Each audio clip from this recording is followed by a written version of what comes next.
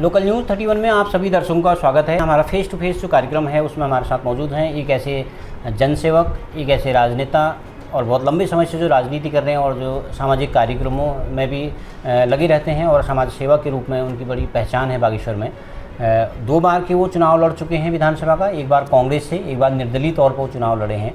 ऐसे समाज सेवी हैं हमारे साथ बालकृष्ण, और उनसे बातचीत करेंगे। अभी त्रिस्तरीय पंचायत चुनाव में उन्होंने अपनी भागीदारी की, बहुत सक्रिय रूप से वो कई सीटों पर सक्रिय रहे हैं। तो उनसे हम जानेंगे कि क्या वो क्यों किस रूप में लगे रहे और क्या अधिकांश उन्होंने कांग्रेस समर्थित प्रत्याशियों को समर्थन किया है। बालकृष्ण जी, आपका स्वागत है हमारे चैनल पर। पहले धन्यवाद पांडे जी। मैं सभी दर्शकों का हार्दिक अभिनंदन करता हूं और आपके चैनल का भी हार्दिक अभिनंदन करता हूं। आप एक सच्ची न्यूज़ चलाते हैं, लोगों की सच्ची भावनाएं, सच्ची जो जहां तहां मतलब जहां अन्याय होता है, जहां लोगों की समस्या होती है उसे उजागर करते हैं। उसके लिए आप बहुत बहुत धन्यवाद के पात्र हैं जी। बालकृष्ण जी, अभी त्रिस्तरीय पंचायत चुनाव संपन्न हुए हैं। अब शेष जो बचा है ब्लॉक प्रमुख, जिला पंचायत अध्यक्ष का चुनाव होना है। तो आप भी कई सीटों में सक्रिय रहे, सोशल मीडिया के जरिए भी सक्रिय रहे, मीडिया में चर्चित रहे। तो आपने किन किन सीटों पर आपका फोकस था, किन किन सीटों पर आप सक्रिय रहे और उसका परिणाम कैसा रहा? देखिए पांडे जी, जहाँ जहाँ कांग्रेस के प्रत्याशी थे मैंने वहाँ काफ़ी मेहनतें की हैं। जो मेरी पहचान के लिए, जो मेरी मैंने जनसेवा की थी, जिन जिन लोगों की जनसेवा की थी उन लोगों के साथ मैं संपर्क में था। कौसानी सीट बबलू नेगी जी, तो उन्होंने मुझे आग्रह किया कि मेरे साथ कोई नहीं है, आप मेरा साथ दे दीजिए। लेकिन मैंने पूरे मन तन धन से जितना भी मेरे कर से हो सकता था मैंने बबलू नेगी जी का साथ दिया। और मैंने शिमकुना में वहाँ भी कांग्रेस प्रत्याशी को मदद की। सरोज आर्या है वहाँ पे। सरोज आर्या है। और आंसू में मैंने जो मेरे पहचान के थे मैंने वहाँ मदद की।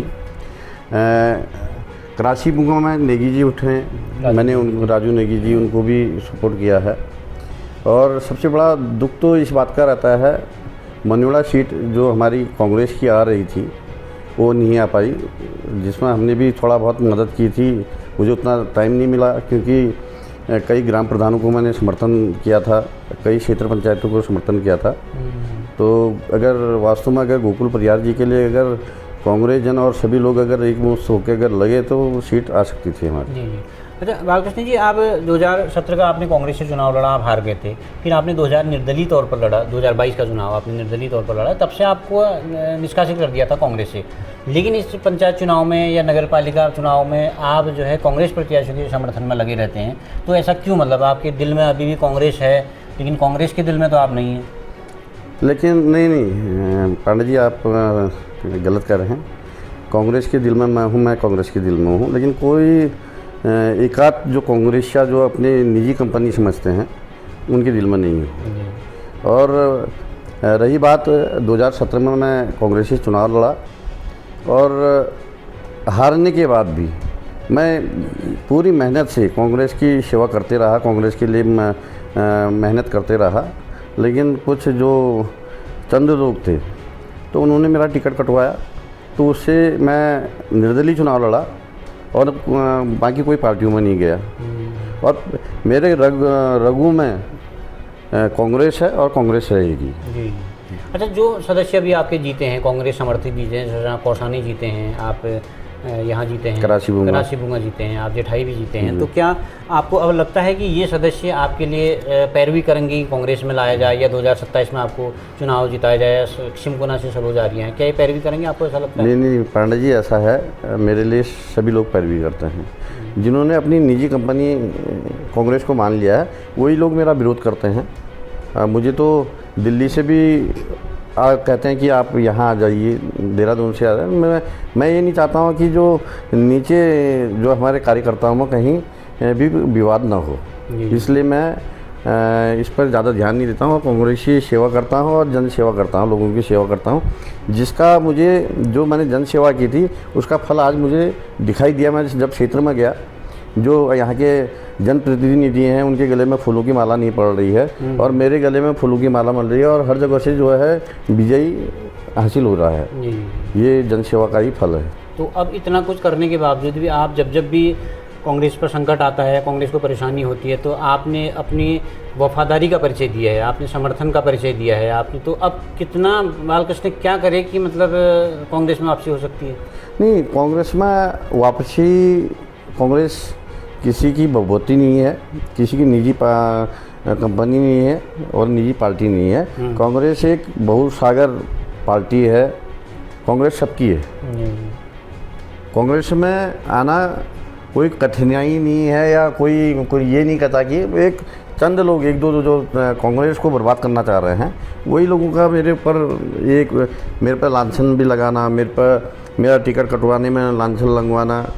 और मेरे दिक्कत ये बात है कि और भी लोग कांग्रेस में चुनाव लड़े थे, ये आपके भैरवनाथ टमटा जी, वो कांग्रेस में लाए, वो भाग गए।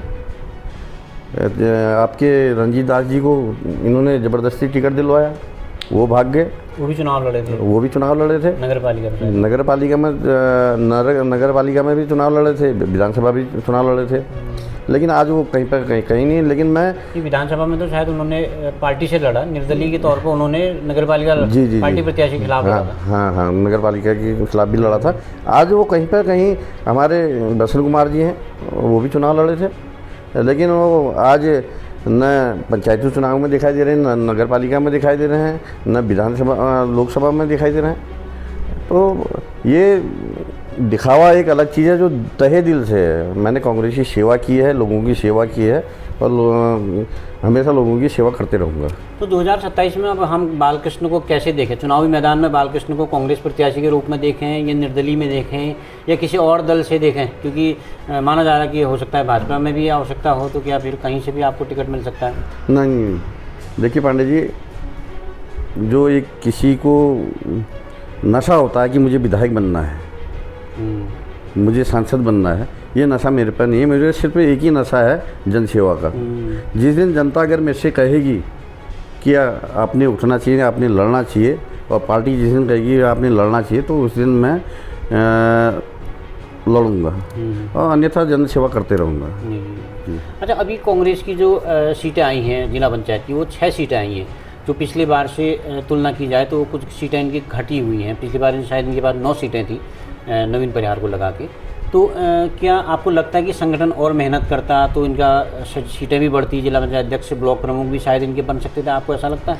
देखिए पांडे जी, कहीं ना कहीं पर संगठन टिकट देने में भी गलती करता है। पिछले दफे जब 2 सदस्य मैं लेके आया था, एक मनोज कुमार और एक बिशन लाल जी की बहू, मैंने ही उस समय जिला पंचायत अध्यक्ष बनाने का काम किया। और उससे पहले भी गीता राहुल जी नगरपालिका अध्यक्ष बनी और हमने पूरे तन मन धन से काम किया और नगरपालिका अध्यक्ष बनी। अब कहीं ना कहीं जो आज कांग्रेस में एक की टांग एक खींच रहा है, एक की टांग खींच रहा है, उसका फल यही दिखाई दे रहा है कि कम सीटें आना। और कम सीटें आने के बाद भी कांग्रेस का जिला पंचायत अध्यक्ष बन रहा है, ब्लॉक प्रमुख बन रहे हैं, लेकिन थोड़ा सी इनको कमर कसनी पड़ेगी। अब देखिए, कल ही भौरियाल जी अशू में गए थे जिला पंचायत सदस्य को उठाने। मेरी उनसे वार्तालाप भी हुई। आपने यहाँ का क्या विकास कर रखा है? यहाँ न सड़क है, न पानी है, वहाँ के लोग पानी के लिए तरसते हैं, 3-3, 4-4 किलोमीटर दूर से पानी ढोते हैं। तो वहाँ के लोगों ने जवाब भी दिया। लेकिन कहीं ना कहीं सभी को कांग्रेस बनना पड़ेगा, कांग्रेस का कार्यकर्ता बनना पड़ेगा, उसके लिए लड़ना भिड़ना पड़ेगा, उसके लिए मेहनत करनी पड़ेगी। और आज 4 निर्दलीय हैं, 4 निर्दलीय अगर आ जाती हैं तो कांग्रेस के जिला पंचायत अध्यक्ष बन सकता है जी। चलिए, एक आखिरी सवाल सर आपसे, 2027 की लड़ाई भी इस त्रिस्तरीय पंचायत चुनाव के परिणाम के बाद शुरू हो गई है। तो भारतीय जनता पार्टी का दावा है कि 2 बार लगातार वो बन गए हैं, तीसरी बार भी वो सत्ता में आएंगे, ऐसा उनका दावा है।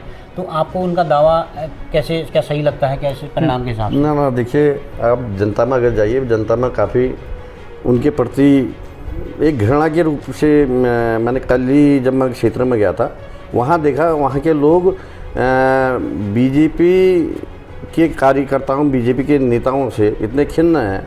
कल ही वहाँ अशू में वहाँ के जिला पंचायत, जो पूर्व जिला पंचायत सदस्य थे, तो विधायक के प्रतिनिधि ने उन्होंने कहा कि हमने यहाँ को 80 लाख रुपया दे रखा है। जब वहाँ पूछा गया तो बात झूठी निकली। तो दोनों में बल्कि मेरी उनसे बात भी हुई। उन्होंने कहा कि ये खाली र्यूमर फैलाया जा रहा है, कहीं कोई विकास नहीं हुआ है, जनता के प्रति एकदम बीजेपी हट चुकी है, कांग्रेस आ सकती है, लेकिन सिर्फ कांग्रेस के कार्यकर्ताओं को एकजुट होकर मेहनत करनी पड़ेगी। इस तरह से मेहनत करनी पड़ेगी तो शायद फिर आ सकती है। चलिए नेताजी, आपने बातचीत के लिए व्यस्त समय में से भी वक्त निकाला, इसके लिए बहुत बहुत धन्यवाद आपका। धन्यवाद पांडे जी। तो आप थे हमारे साथ कांग्रेस के पूर्व नेता और समाज सेवी के नाम से जो विख्यात हैं ऐसे बालकृष्ण, जिनका स्पष्ट मानना है कि कांग्रेस के नाम पर उनके दिल में कांग्रेस का, उनकी रगों में कांग्रेस का खून बहता है और वो कांग्रेस के लिए लगातार कार्य करते रहे हैं और जिन सीटों पर भी उन्होंने इस बार फोकस किया वो सीट उन्होंने जिता के दी हैं, ऐसा उनका दावा है। और उनका मानना ये भी है कि 2027 में वो निश्चित तौर पर चुनाव लड़ेंगे और चुनाव लड़ने के पश्चात जो है कांग्रेस को जिताने के लिए काम करेंगे। तो इसी तरह की खबरें आप जानने के लिए देखते रहिए लोकल न्यूज़ 31।